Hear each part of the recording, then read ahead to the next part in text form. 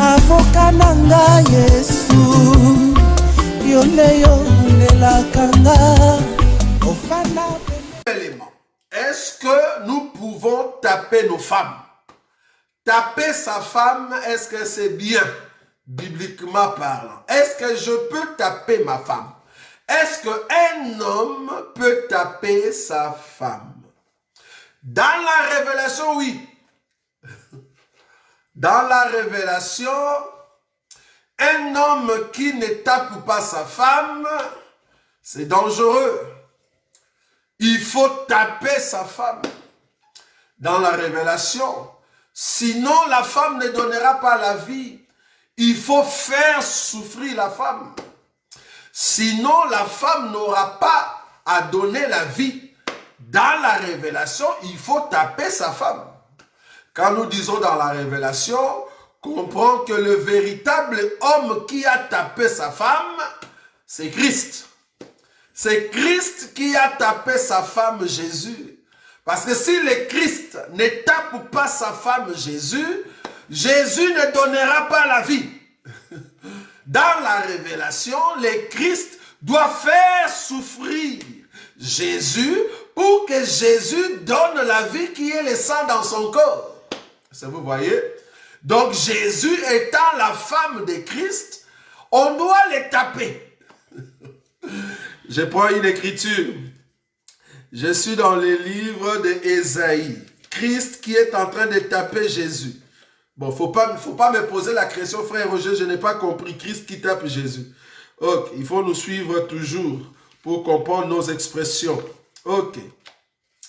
Je vais prendre une écriture. Ésaïe chapitre 50. Ésaïe chapitre 50, je vais prendre le verset 6. Le verset 6 dit ceci.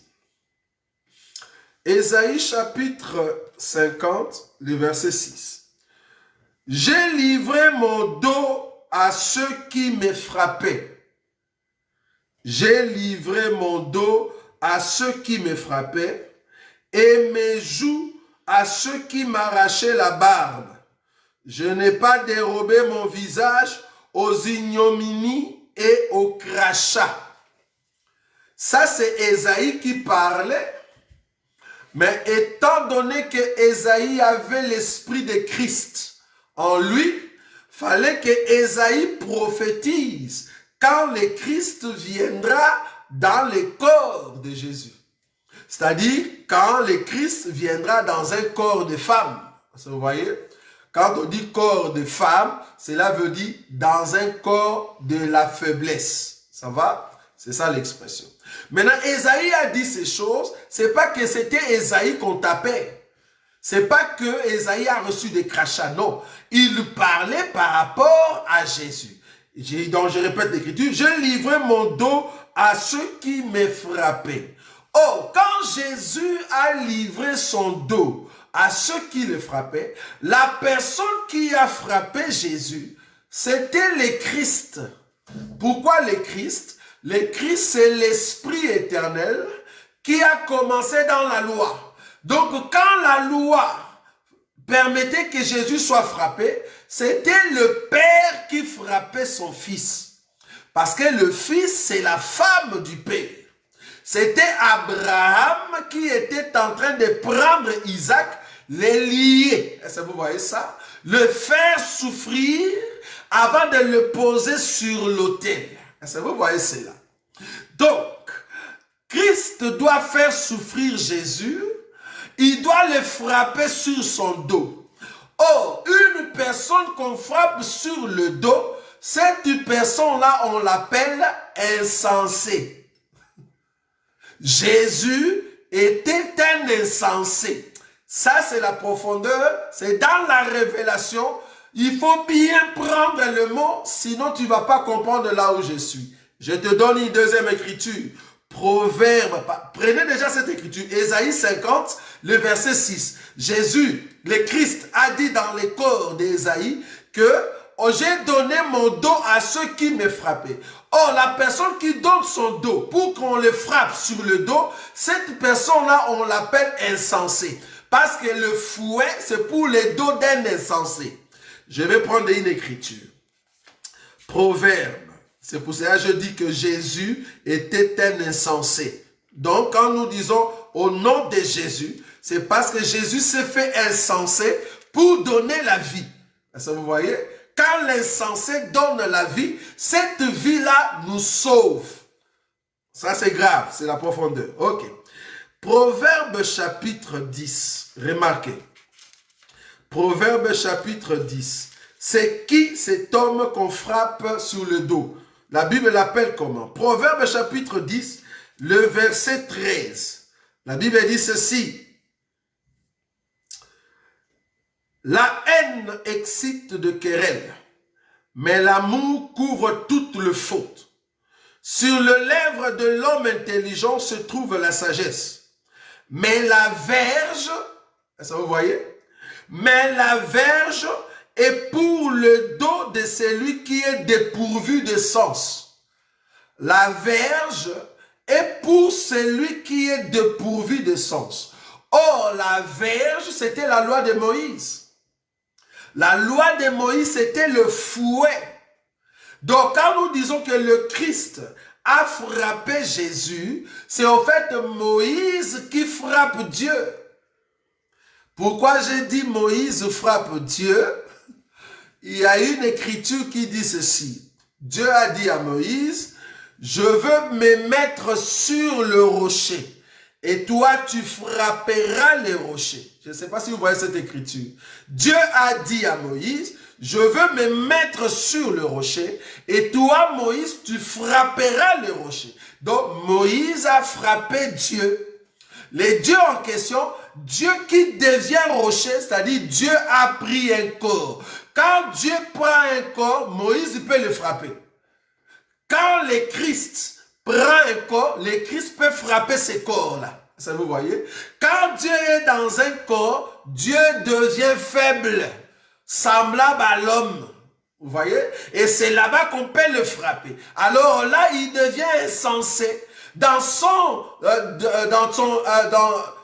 insensé, c'est là-bas qu'il donne la vie au peuple qui était des insensés par rapport à Israël. Donc, il s'est fait insensé pour attirer les insensés. Ça vous voyez? Il nous a enlevés du royaume des insensés pour nous faire asseoir parmi les grands. Ça, c'est bien ça. Hein? Il s'est fait insensé pour appeler un peuple qui était insensé et le faire asseoir parmi les grands. Donc, taper sa femme dans la révélation, c'est très bon. Mais dans la doctrine, dans la pratique, je ne peux pas tabasser, j'utilise bien le mot, je ne peux pas tabasser ma femme. Pourquoi? Parce qu'il y a une écriture. Il y a une écriture, je vais le prendre. J'ai bien dit dans la doctrine. Je vais prendre une écriture. Je vous ai montré dans la révélation. Maintenant, je vous montre dans l'écriture. Je vais prendre une écriture. J'espère que je vais le trouver. C'est là où l'écriture dit « Personne ne peut haïr son propre corps ». Je ne sais pas si vous voyez cette écriture. Bon, je ne l'avais pas préparée. Je vais quand même le chercher et le trouver. J'espère que je le trouverai. Alors, haïr son propre corps. Cette écriture nous prouve, parce que la femme étant mon corps, donc je ne peux pas au fait haïr mon corps. Parce qu'il y a d'autres hommes qui haïssent leur corps. Ça vous voyez? Or, je ne peux pas haïr mon propre corps. C'est pas possible. Alors, je suis en train de le chercher. Permettez que je puisse le trouver. Mais c'est une écriture que tu connais. Si seulement nous pouvons avancer, mais nous pouvons toujours les donner. Donc, cette écriture explique que personne ne peut haïr son propre corps. Or, l'Église étant le corps de Christ, la femme de Christ, L'église doit être aimée par le mari.